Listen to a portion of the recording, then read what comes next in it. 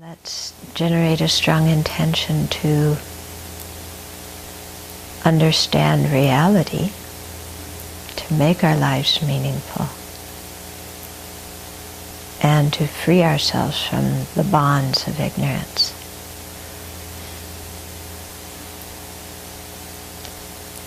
And then looking around and seeing that other sentient beings are in the same situation, wanting happiness, but continually doing things that create suffering, making choices that are unwise.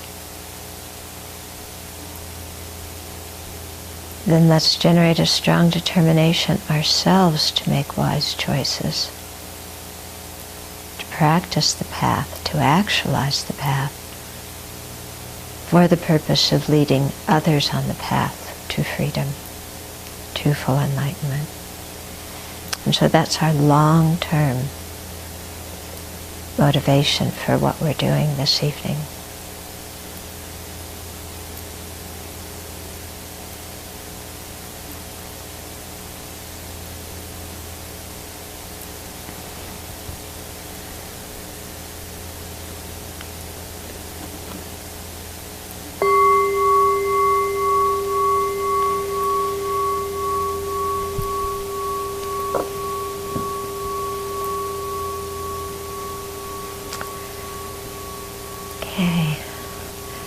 So we're making choices all the time, aren't we? And our choices create karma. Our choices are karma in some sense, you know? A choice is a mental factor of intention, isn't it? Yeah? But sometimes we don't really think about the choices that we're making very well. We just have a knee-jerk reaction, or we just do habitual old choices, you know, because they're the same thing we've always chosen to do, so we just do them again. Or sometimes we're kind of really lazy to think about, you know, kind of what is a wise choice here and what isn't. Sometimes we're just out of control. You know, we don't even think about the choices we're making. The mind is just being pushed here and there. Sometimes the mind may be pushed here and there and we're aware of it and saying, this is not a good decision, this is not a good choice, and we do it anyway. So I think part of Dharma practice is slowing down so we can really look at the choices we're making and think about the results of the choices that we're making. You know? Not only long-term choices, but even short-term choices, because our short-term choices lead to long-term ones, don't they? Sometimes one small choice can, you know, change so many things that happen afterwards. And so to pay attention to our choices, because we care about the effects, and the effects on ourselves, the effects on others around us. Okay? So thinking about these things, important, isn't it? Yeah. Sometimes we're just we just shine things on, you know, my choices, my actions, who cares, you know? And then, boy, we wind up in trouble afterwards, don't we? So, mind training like raises the sun is teaching us how to make good choices. Okay?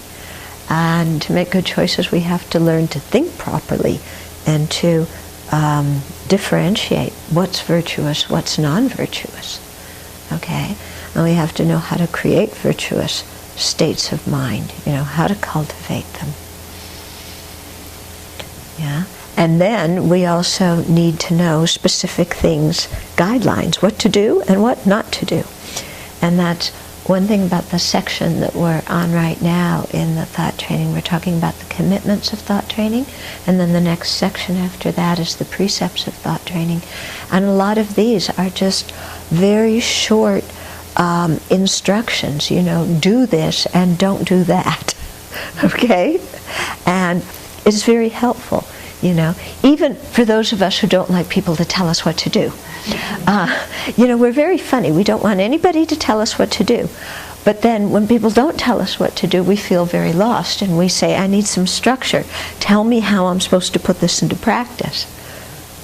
Isn't that strange how we are? You know? If somebody just says, okay, do this job, then we go, I don't know what I'm doing. Why don't they give me more direction? And if they say, do it this way, this way, this way, we go, what are you bossing me around for? Okay, Meshuggah.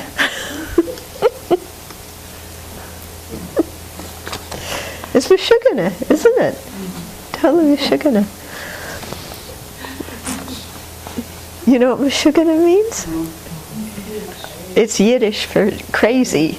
You know, somebody is Meshuggah, they're nuts. You know, you're not doing things wisely. Yeah. Okay.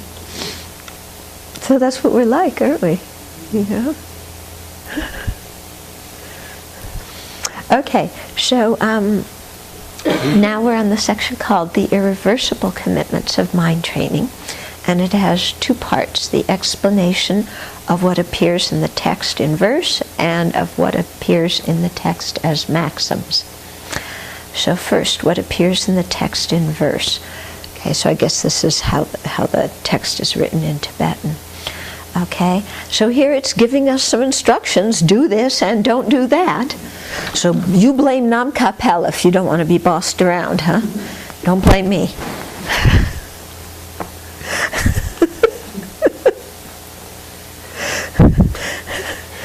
Maybe you should praise Nam Kapel for telling you what to do. Shouldn't we? Yeah? Wise guidance here.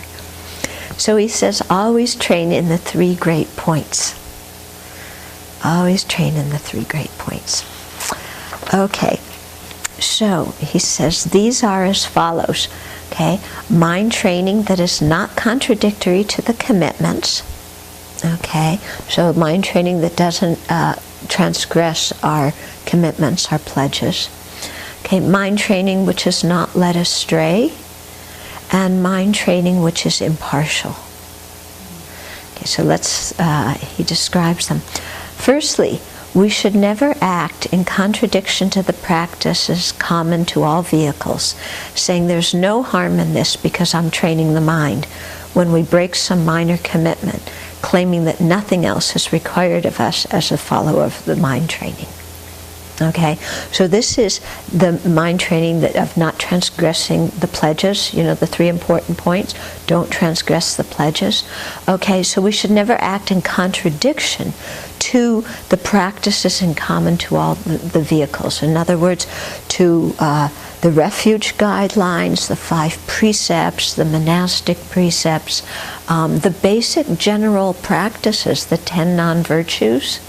Okay, so we should never act in contradiction to these things, saying, well, there's no harm in me doing that because I'm practicing the mind training. In other words, these are kind of like, you know, trivial practices, and, you know, I'm a great practitioner of mind training, so I don't need to follow these. But, you know, abandoning the 10 non-virtues, keeping the 10 virtues, that's the core of the whole path for all the vehicles. Yeah, so it's very important that we keep that in mind and follow that. Okay? On the contrary, we should train in practicing the Buddha's teachings in its entirety, from the instruction on basic logic up to Guhya Samaja Tantra. Okay? And so, you know, this is for the mind. You know, sometimes people say, well, I'm a higher practitioner, so I don't need to do these small practices. Yeah? And that's not the right attitude. If you look at the really great masters, they do the small practices very well. Yeah? Like even in our Vinaya, we have, you know, etiquette things, like we're wearing our robes properly, and so on. You look at His Holiness, he always wears his robes properly. You know, they're not sloppy, they're not here and there. Yeah? So even the small things to keep those well and have respect for all the guidelines that the Buddha teaches. Okay? Then the second point, okay, this is do not be led astray. Okay? So secondly, we should avoid digging harmful earth, felling sinister trees, stirring noxious waters, visiting those afflicted by contagious diseases without precaution, or associating by view or behavior with those who are morally corrupt or possessed by spirits. Okay, we should follow the pure and unbroken tradition descending from the great Atisha, the sole divine Lord, to the all-knowing Tsongkhapa and his disciples. So what this is talking about, okay, not to be led astray, is somebody who practices thought training but gets kind of arrogant about it and says, I'm a very, high practitioner doing thought training, so I can dig the earth where other creatures live and stir them up, but nothing's going to happen to me. Okay, I can fell when it says sinister trees, what it's talking about, maybe there's some spirits. This is based on Tibetan culture, okay, spirits, and think, oh well, the spirits won't harm me, or the nagas won't harm me. Or stirring noxious waters, again, the same kind of thing. Visiting those afflicted by contagious diseases without taking any precautions and thinking, well, I won't get sick because I practice thought training. Okay? So, just being a little kind of arrogant. Yeah. Oh, I don't need to do this because nothing's going to happen to me. I can do all these dangerous things because, I'm not going to fall off the ladder. I'm not going to get killed in the car accident. I'm not going to, I can drink and hold it. Nothing bad is going to happen to me. This kind of mind that is kind of arrogant, thinking, well, because I practice the Dharma, because I practice thought training, then nothing bad's going to happen to me. And so we become quite careless in our behavior. Okay, so that's what the second one is. Okay, it's a kind of arrogance, isn't it? Yeah. Oh, I can, cheat on this and cheat on that. Nobody's going to know. Nobody's, that kind of thing. Okay, and so it's saying we should instead follow the pure and unbroken tradition from Atisha to Jay Rinpoche and really, follow the tradition well and with respect. Okay. Then thirdly, we should be impartial about the object of our mind training, whether it is human or non-humans, friends, foes, or strangers, people who are superior, inferior, or equal, those that are high, middling, or low. Okay? So when we practice mind training, we should practice it in relationship to everybody. Yeah, we don't just practice mind training in relationship to important people so that we don't lose our temper and look bad in front of them. So I practice mind training when I'm with them because I want to have a good reputation, I want to look good. But with people that I think are inferior, I don't need to practice mind training because who cares what they think of me? I can be rude. Yeah, or I only abandon non-virtue in circumstances, like when people are looking at me, but when I'm alone in my room, I do whatever, because nobody's there. We do that, huh? Uh-oh. Yeah. But, okay, so, being kind of partial towards who we practice mind training with, what situations we practice mind training with. Yeah. So this is because we should practice compassion without distinction towards all sentient beings under the sky. So not just practicing compassion with the people we like and forgetting compassion when there's people who we don't like or people we disrespect. Yeah. Not practicing love and compassion with people who are kind to us and praise us, and then we forget about it with people who are mean, or even the opposite, practicing thought training with people who are kind of mean, but then treating the people who are nice to us very flippantly and not taking care of them. Yeah, that's another thing we can do, isn't it? It's not always that we favor the people we like and mistreat others. Sometimes we take such good care of, kind of strangers or people that we consider, ill or needy. But then the people who we live with, we just take them for granted and, just whatever. Okay? So to not have that attitude either. Practice love and compassion with everybody. Given that the disturbing emotions in our mind streams, the objects to be abandoned, are to be subdued, it is not sufficient to apply a partial or alternative remedy. In other words, we don't just apply remedies to some of the afflictions, but not to others. Okay? Like, I'm going to work on my anger, but, well, attachment doesn't matter. Yeah, everybody has attachment. They'll understand if I act with attachment, But anger, I better practice because that doesn't look so good. Okay? So that kind of mind, I'm only going to practice with some afflictions and not others. We should train in understanding the way the antidotes are to be applied in general without partiality to the disturbing emotions. Okay, so to understand how to apply the antidotes in general, for example, how to use the meditation on impermanence, on selflessness, those are general antidotes to all the afflictions, and then also to know the individual antidotes for specific afflictions. This is because all these disturbing emotions are obstructions to liberation and omniscience, and are equal in dragging us into the miseries of cyclic existence. So we need to be impartial if we are to have an unbiased attitude towards all. Okay, so practicing in an impartial way, in terms of the sentient beings that we practice mind training with, and in terms of the afflictions that we use mind training to counteract. Okay, so what it means is like trying to be consistent as a human being.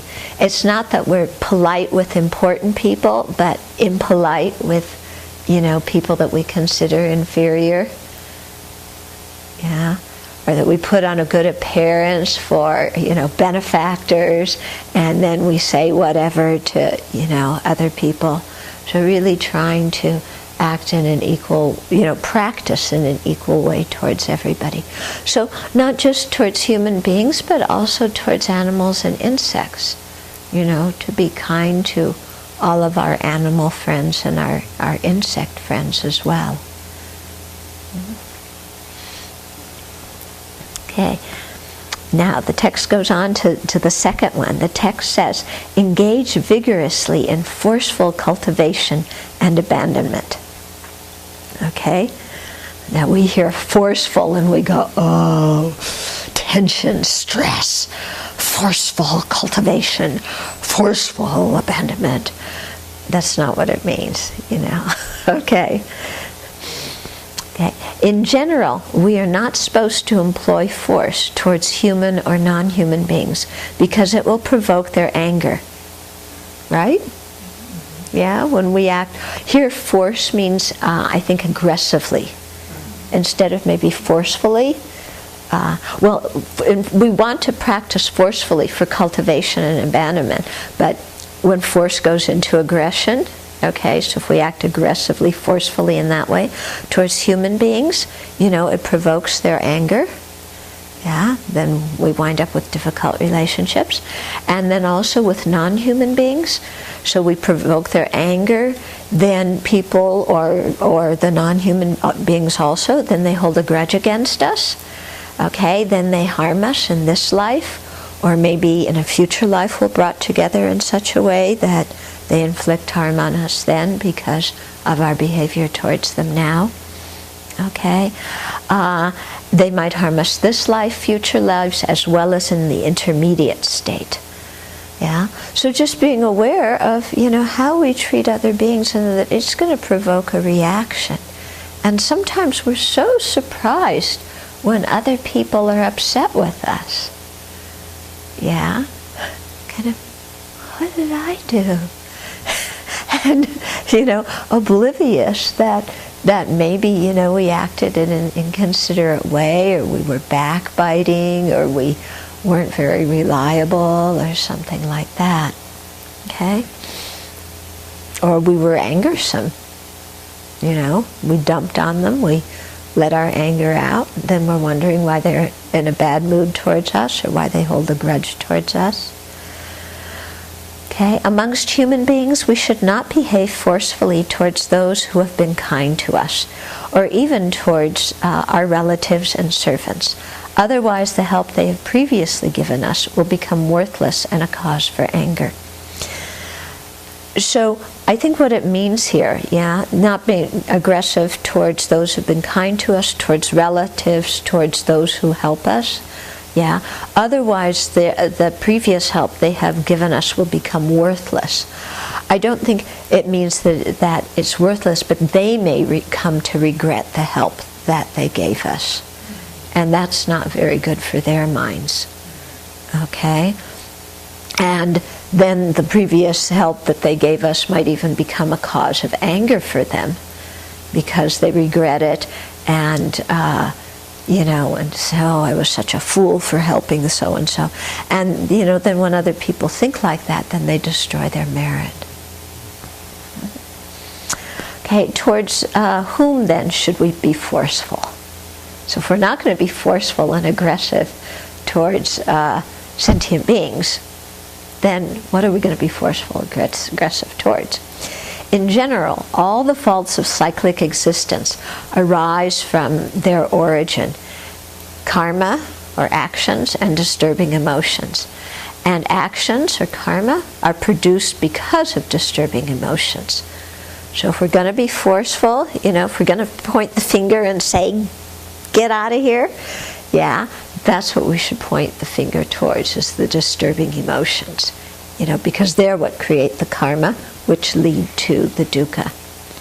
Since amongst all disturbing emotions, the grasping at self is chief, all of our spiritual practices of hearing, contemplation, and meditation involving our body, speech, and mind should be concentrated forcefully on eliminating it. So since the ignorance, the self-grasping ignorance is the root of all the afflictions, then we should focus all of our hearing, thinking, and meditating on eliminating it. Okay? So, I think this is important, because sometimes we might think, eliminating ignorance, that means realizing emptiness. Emptiness is difficult, all these pervasions and counter-pervasions and big words, and I can't understand it, so I'm just going to leave emptiness aside. We could easily think like that. So that's not a good way to think. Rather, what we should do is, whatever understanding we have of emptiness, try and reflect on it and apply it to the things that we see in our daily life. Okay? So that we get some more, that we feel a little bit more in tune with the nature of reality, and we're continuing our study and reflection on it. Okay? So with regard to the method by which to do this, the Guide to a Bodhisattva's Way of Life says, to do this, in other words, to obliterate the afflictions, will be my sole obsession. So if you're going to have OCD, this is what you have to have OCD on. Okay? This has got to be your obsession, getting rid of the afflictions. Holding a strong grudge, I shall meet them in battle. So here, a disturbing emotion can destroy other disturbing emotions, but not otherwise. Okay, so what this is talking about is, we say, okay, destroying the afflictions, this is going to be my obsession, and I'm going to hold a strong grudge against them, and I'm going to destroy them in battle. Okay, so this is very kind of inflammatory language, isn't it? In a way. Yeah? let's say, obsession. You know, as Buddhists, we shouldn't cultivate obsession, and you know, holding strong grudge. That's not very Buddhist. Why am I doing that? So what Shantideva is saying is, here you're not holding, it's not a usual kind of obsession, it's not a usual kind of grudge, but here he's saying that a disturbing emotion can destroy other disturbing emotions, in the sense that if you're going to be fixated on something, then be fixated on destroying the ignorance, because that will destroy it. And if you're going to have strong aversion towards something, have strong aversion towards afflictions and karma, because that will give you the energy to oppose them. Okay? So some people, this kind of language, and Shantideva uses it a lot, the kind of warrior language, some people really like that language, and they find it very helpful, and, you know, I'm a spiritual warrior, and opposing the afflictions. And some people find that language very helpful, and some people don't find it helpful at all. They find that they need language that is much more gentle, much more accepting, much softer language. So, you know, regardless of which kind of person we are, we have to understand the language of the other way of saying it, so that we don't fall into an extreme. Okay? So if you're the person who likes this kind of strong language, then when somebody is talking about self-acceptance and gentleness, you know, don't go, oh, well, that's just wimpy, but try and understand what they're talking about.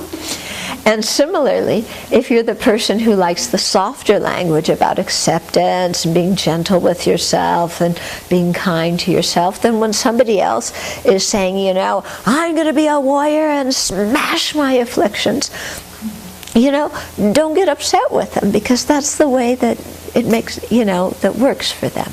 Okay? So the idea is we need to understand the meaning behind all these different kinds of language. Because some teachers may use one language, some teachers may use the other, but we have to understand what they're trying to say, instead of just, you know, having our knee-jerk reaction. Yeah. And I was talking with, was it you? I was talking with somebody this last week about how sometimes we hear just certain kind of language and we automatically react against it. You know, there might be certain ways of putting things in some of our recitations. Yeah, it was you. Yeah, and we just hear that language and we go, ooh, you know, kind of, because it's a real button-pushing language for us personally. Yeah, and then we just, you know, we go back to our old associations with that kind of language, and so it's very important, you know, when we have that kind of language, either, you know, our teacher uses it or it's written in the recitations we do, that we try and understand what it means and don't just be so reactive to the language. Okay?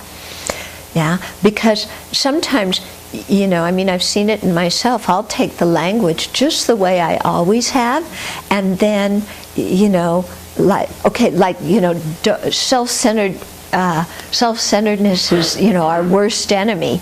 And then you take that and say, but I'm my self-centeredness, so I'm my worst enemy, I hate myself. That's the wrong conclusion. Okay, we have to understand what the meaning of the teaching is. It's not about hating ourselves. Okay, one of my big ones was pleasing the spiritual master, because I was hearing pleasing God, you know, which was a big button pusher for me, because, you know, you please God, but you don't know what the rules are. Yeah? And if you don't please, well, then you're in big trouble. So, you know, and also, you know, it was a very parental kind of language, you know, be a good girl and please somebody. And so I reacted so strongly to that. And then I had to really sit down and think about, well, what does that language really mean? You know, it doesn't mean be a good girl and do what somebody else wants. That's not the meaning. Okay? The meaning is, you know, our spiritual masters want nothing more than for us to be happy and to create the causes of happiness. So when we create the causes of happiness, they're very happy. So we please them. So, you know, creating virtue, that's what we want to do anyway. We're not doing it for the purpose of winning brownie points with somebody else. But, that's the meaning of that language, to do what pleases the spiritual master. Okay? Yeah. So other people may like other language, like do what's good for you. Yeah. Oh, do what's good for me. That's good. I'll do what's good for me. Yeah. But then, oh, well, what's good for me is a half gallon of ice cream right now. Yeah. So then you have to understand what that means. It doesn't, just mean indulge. It means, think about, well, what really is good for me? What does that really mean? Okay? So there's different kinds of language. So I'm just trying to say, don't get too locked into language, because sometimes, because we'll notice that even, in our normal interactions with each other. Somebody will say one word and we have a story with that word, and we go ballistic when we hear it. And we put all of our meanings on this one word or this one comment and just go completely, our mind just like goes, blah, this person is, and they just said kind of one word or made one comment, but because, there's some sentence or sentence structure or something, that we have a big button about, then our mind gets all out of whack. Does that happen?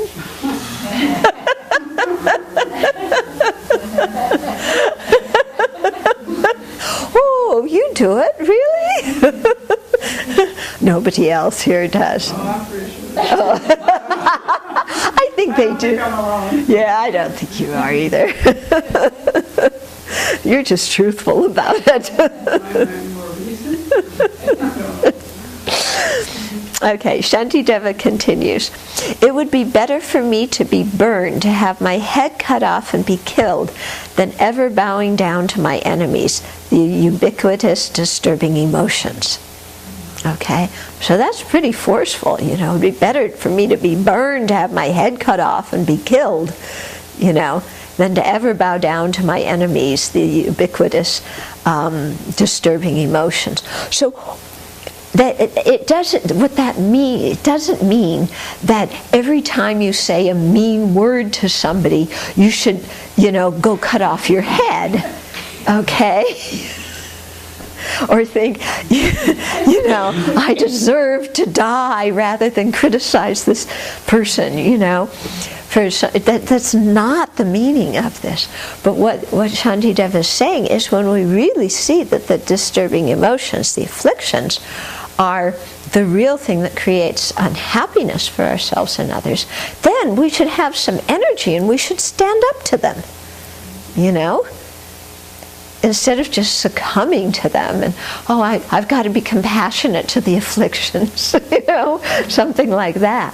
No, we should stand up for them and think, if I give in to this affliction, that's like really damaging. That's going to cause me, much more suffering in the future, because that affliction will send me to the lower realms, whereas having my head cut off in this life, the worst that happens is I die. That's it. Yeah, so from that viewpoint you can see, rather than just buy into our afflictions and keep going on and on and on with them, we should stand up to them and say to ourselves, like, why am I doing this? It's better that I lose this one life than create the cause of suffering for so many future lives. Okay, so we use that in a way in which we give ourselves some energy to stand up to the afflictions. Okay, you getting what I'm saying? Yeah? And really, it makes us think about how harmful the afflictions are, because sometimes we are way too patient with the afflictions, aren't we? We're too gentle and compassionate with our afflictions. Oh, anger, you want to say something mean to somebody else, go right ahead. Yeah. Oh, anger, you want to beat me up? Yeah, you can criticize, we can get into some self-criticism. Oh, attachment, you want to take something that belongs to somebody else because you want it. Doesn't matter. Okay? So, we shouldn't be indulgent of the afflictions in this kind of way, because it just winds up detrimental in the long run. Okay? So we must persevere in combating the self-grasping and familiarize ourselves with concern for others. That's the conclusion. Okay? Regarding what we must do to give up our self-centered attitude, the text says, subjugate all the reasons for selfishness, for self-centeredness. That's the root text. Subjugate all the reasons for self-centeredness. We should suppress every instance of attachment and hatred that gives rise to exaggerated prejudices about friends, foes, or strangers, the attractive and the unattractive. That is because worldly phenomena in general are unreliable, and relations between friends and foes in particular are uncertain. Okay? So every instance of attachment and hatred, every instance of exaggerated prejudices, of inappropriate attention that says, oh, this is really good, wonderful, this is really bad, awful, I have to have this, I've got to get rid of that. All this kind of reactionary emotions and behavior towards friends, foes, or strangers, okay, as well as towards what's attractive and what's unattractive. So all this yo-yo mind, basically, the yo-yo mind that is drawn to this and I have to have it, and pushes against that, I can't stand it. So, the mind that's so reactionary. Is that the right use of the word reactionary? Because reactionary also means like backwards or something like that. But we're just knee-jerk reaction, hit, boing, button pushers. Okay, so to really slow down and look at the prejudices we have, and look at the way that we create biases for or against certain people as individuals, certain groups of people. Okay, because all of that is pretty deadly. Whenever we start generalizing, and there may be general characteristics shared by certain people, but to think that everybody in that group has that characteristic, that's not a very helpful way of thinking. And so to be aware of that, because lots of times we've been conditioned in that way from the time we were young. We were told by our parents to talk to certain people and not talk to other people. Okay? Or with our friends in school, it's good to hang out with some people but not hang out with other people. And then, even what goes on in the media now, the way there's so much prejudice flying around. And so to really be quite attentive and not let our mind proliferate about those kinds of things towards groups of people or towards individuals. Okay? And the reason for this is because worldly phenomena in general are unreliable, and relationships between friends and foes in particular are uncertain. Okay, so worldly things in general are unreliable. Why? Because they are impermanent. Okay, so they have the characteristic of gross impermanence, many of them, in the sense that they will, completely split up so that they're no longer recognizable as that phenomena they will before. The house, will fall apart and you can't recognize it as a house or something like that. A person will die. That's the gross impermanence. But then everything is subject also to subtle impermanence. Just the fact that in every single instant it's arising and disintegrating without any moment of actual abiding instability, just constant arising and disintegrating. So this is the nature of all phenomena, and quite in accord with science, and And so it's saying, with all the phenomena around us, arising and ceasing in each split second, and particularly relationships between friends and foes are very uncertain. Okay, they're changing in each split second, but also sometimes in bigger chunks of time, over an hour, over a day, over a year. We can watch how our relationships with people change. It's amazing, isn't it? Yeah? If you think, 10 years ago, who were you close to? Yeah? Who are you close to? Okay. In the end of 1999. That's where we are, right? Who were you close to then? Yeah? And are you close to some of those same people now? Yeah? And have those people changed? If you're close to some of the same people, have they changed? Is the relationship the same as it was before? Yeah? So some people who were foes before have become friends. Some people who were friends have become foes. Things are changing all the time. Yeah, not very stable, not very certain. Yeah, and so because of that, why buy into all of our proliferating thoughts about so-and-so's like this and so-and-so's like that? Yeah, it doesn't make any sense, does it, considering how in flux all these things are. So the friendly letter says, who wrote the friendly letter? Nagarjuna. Okay. It says, your father becomes your son, your mother your wife, and your enemies become friends. The opposite also takes place. Therefore, in cyclic existence, there is no certainty at all. Yeah? So, the people that we relate to in a certain way this lifetime, in a previous lifetime, we had totally different conventional relationships with them. In a future lifetime, we might also have very different conventional relationships. People who were our parents last time, this time are our children. People who were friends before are foes now. People who, employed us before, now we employ them. All these things constantly changing. Okay?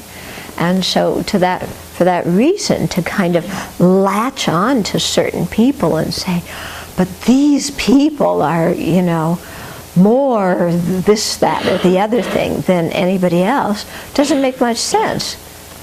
Because in 100 years, we're going to be in a totally different relationship with them. At the maximum in 100 years. Probably fewer.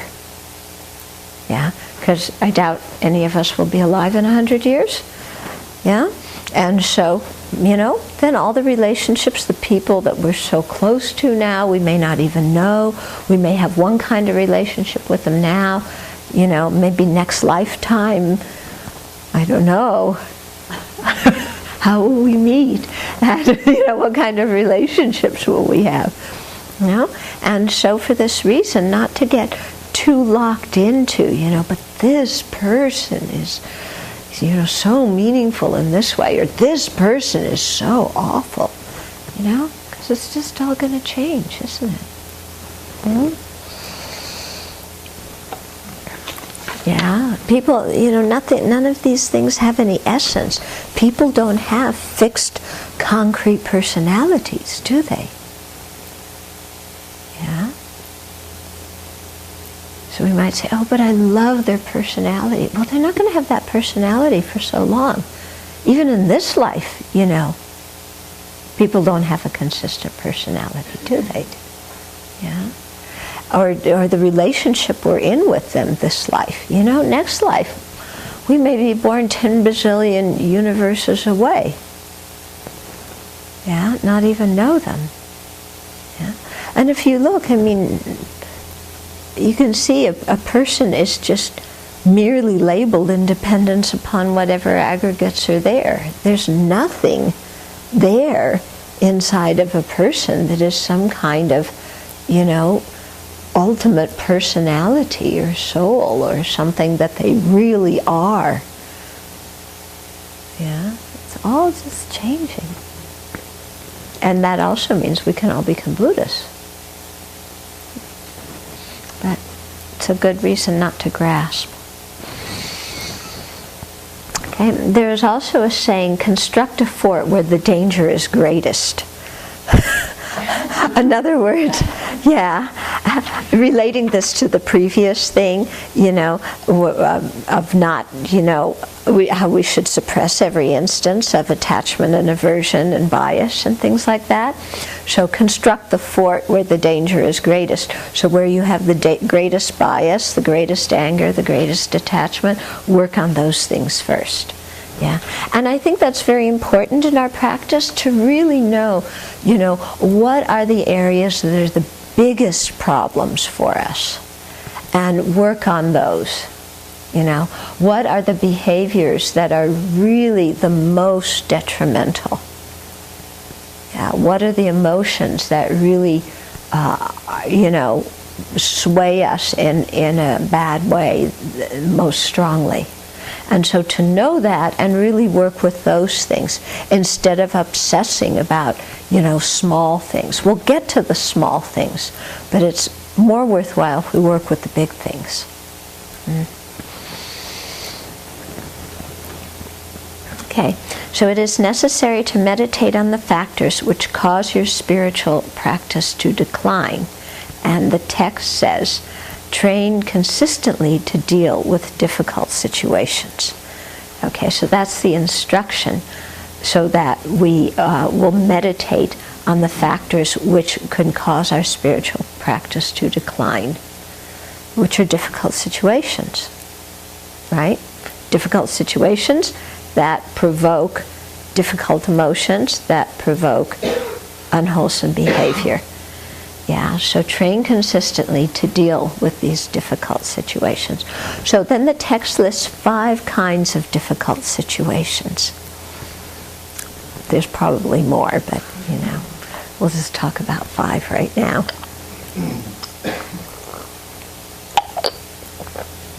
First, since even the slightest misbehavior towards the 3 jewels, your abbot, spiritual master, parents, and so forth, who are all very kind to you, is extremely serious, you should be careful not to lose your temper with them. Okay? So, because the 3 jewels, our abbot, our spiritual master, our parents, all these are people who have been very kind to us in this particular lifetime. So any of the karma that we create with them is especially strong, either non-virtuous karma or virtuous karma. So because they are powerful objects with which we create the karma, we should be very careful not to lose our temper with them. Okay? Because when we lose our temper, we say and do all sorts of things, don't we? And that can be very, very dangerous. Especially, anger can even cause somebody to, walk out on their parents or on their spiritual master, or, to steal, to denigrate, to do all sorts of things that are really very, very detrimental to our own practice. So it's something to take care of. Now, of course, sometimes anger arises, doesn't it? Yeah. So then, we need to catch it before it comes out of our mouth or gets expressed in our actions, and try and, do some meditation to calm ourselves down. If it does come out, to go and apologize. Yeah. And to try and, really subdue our mind in that regard.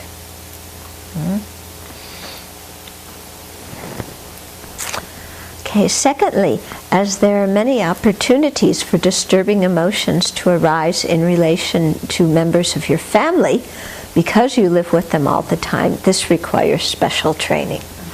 Okay? So not only, 3 jewels, our abbot, spiritual master, parents, but also our family. So I think this means not only our biological family, but here our spiritual family, because these are the people you live with. It says you live with them all the time, so it requires special attention. Yeah? Because the people that we're around all the time, sometimes we take for granted, we stop appreciating their kindness. We also have the habit of picking their faults. Yeah, and also because when we spend more time with people, we have a chance to notice them better. So, we will see their faults, and then especially if we like to pick faults, we can really get into it.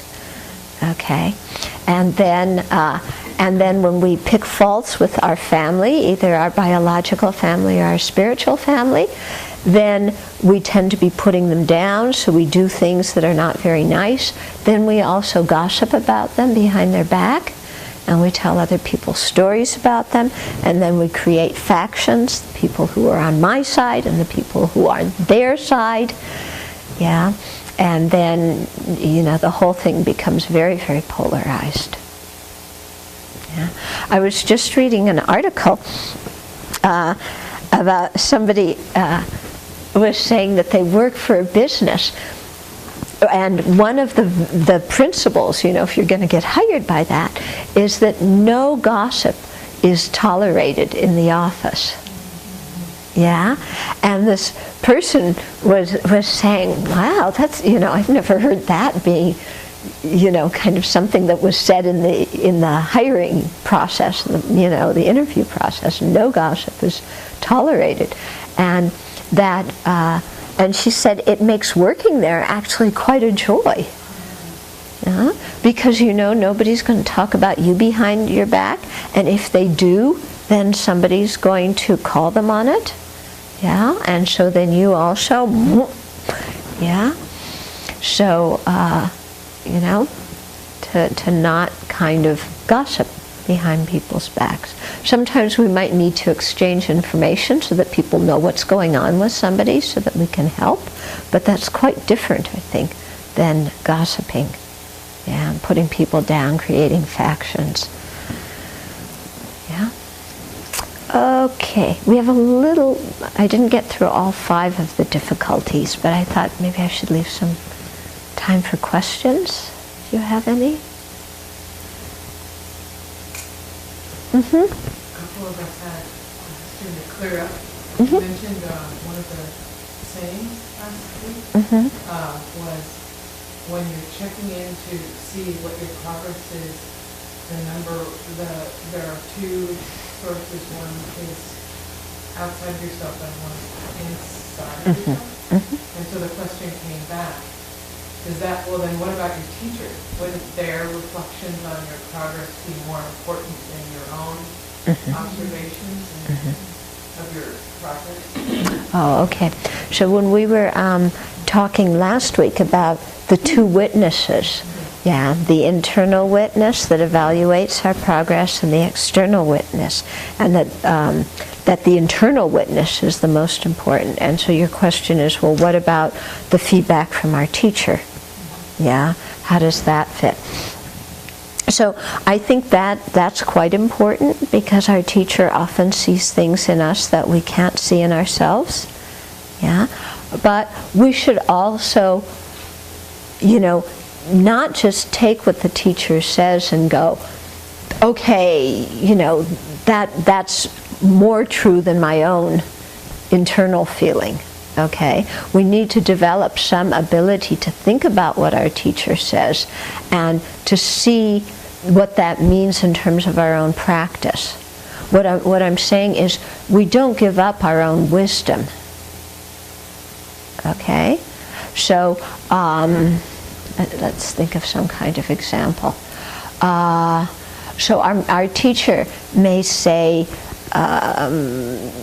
you're being kind of lazy and you need to put some more effort into your practice.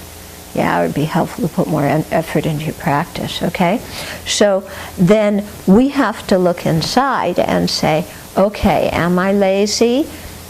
Yeah, and what does that mean when the teacher says I'm being lazy and I need to put more energy in? What does that mean? Yeah, and why I say this is because we'll hear that kind of thing, and immediately we go, I'm not doing it right. My teacher says I'm lazy, I need to put more energy in my practice. That means I'm not doing it right. I'm just, completely a slob, I'm not worthy, we go into all these kinds of trips over just a little bit of feedback. Okay? So that's why I say that we don't give up our wisdom and just go back into these knee-jerk reactions that we have. But like, okay, when my teacher said I'm being lazy, well, what does that mean? Well, what are the different kinds of laziness? Yeah? Well, there's the laziness of, lolling around. There's the laziness of being too busy with samsaric things. And there's the laziness of self-deprecation. Well, which one of those am I involved in? Which one of those are they talking about? Yeah, and to what extent? And look inside. And, yeah, okay, well, I do loll around a lot, but, I waste more time putting myself down than I do oversleeping. Yeah? Or I waste more time being busy doing samsaric things than I do with oversleeping. Or for other people, it might be the opposite. So we have to, think about what our teacher understands, the feedback they give us, and make sure we understand it properly. Okay? But often, our teachers will see potential in us that we don't see in ourselves. And our teacher will ask us to do something, and we just start backpedaling and making up excuses and joking and this, that, and the other thing, instead of really taking the challenge and, seeing, they see some potential in me. I need to step up to the plate here and see if I can develop this. Is that making some sense to you? Okay. Yeah. So it's the same whenever we get any feedback. We always need to see, kind of what does it really mean? Because even good feedback, somebody says, oh, you're such a nice person. Then we go, oh, well, I'm perfect in every way. Whereas maybe what they're meaning is, last Tuesday you were being courteous to some visitors or something. But, we'll just go, I don't need to improve at all. Okay? So, this usual thing of communication, isn't it? Mm-hmm. Mm-hmm. I have a question about time management. Mm-hmm. So when I take on something in my life that expands my mind and that feels It does. it expands my mind, Yeah. it opens my heart, Mm-hmm. it's a positive feeling, and then when I become a wish fulfilling jewel, that's a very good thing. But the part that is kind of misreaching right now is reducing the self-changing, the smashing of this love. Mm-hmm. So I'm not really, I don't know what's going on there. I don't know what's happening.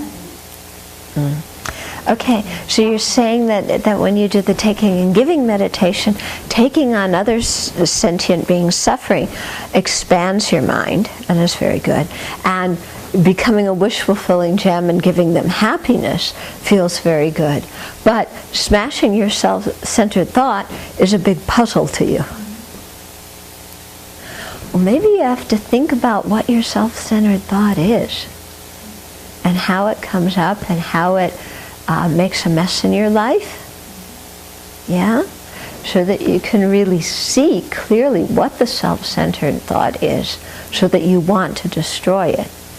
Otherwise, I take on others' suffering, I give them my happiness, it all becomes a feel-good meditation, but we're not challenging that mind that says, I want, I have to have it like this. Yeah, don't tell me what to do. Okay? So we have to kind of see what that mind is. And consider destroying it. Yeah? Because if it's, I think that's a very important point of the taking and giving meditation. We don't just take on others' suffering and, I take on their suffering, now I'm suffering, they're free. No, sitting there suffering doesn't do any good. Yeah? So we have to use what they don't want to destroy what we don't want.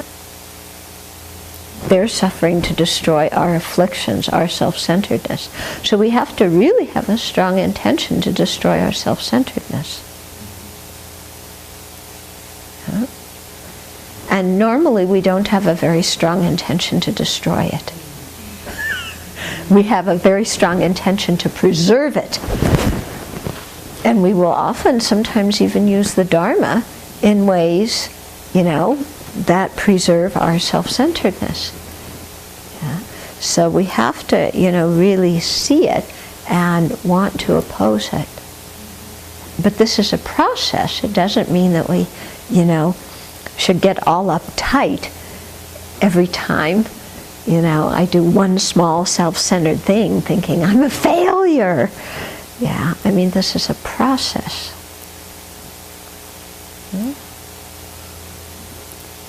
Okay.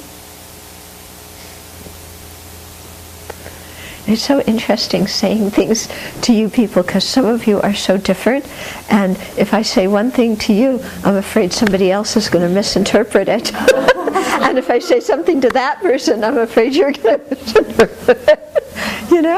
Because people are so different. Just what I was talking about how we understand words and what thing are our buttons. Yeah? So, yeah, it's true, isn't it? Anything else? Okay, then we will continue later. So we've had the first 2 points about our families, people we're with around all the time, and then about our parents and mentors and abbots and the 3 jewels.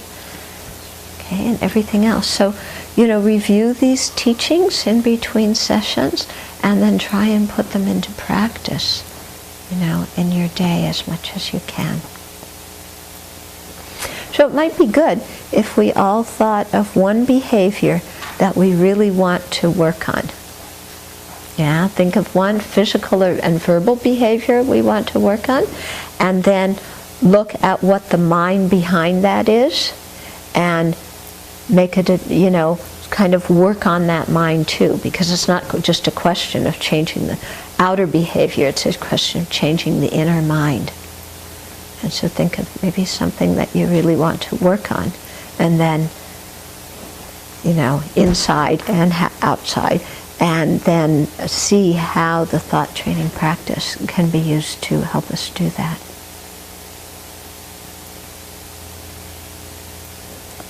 What might be interesting is if we ask other people what they think we should work on.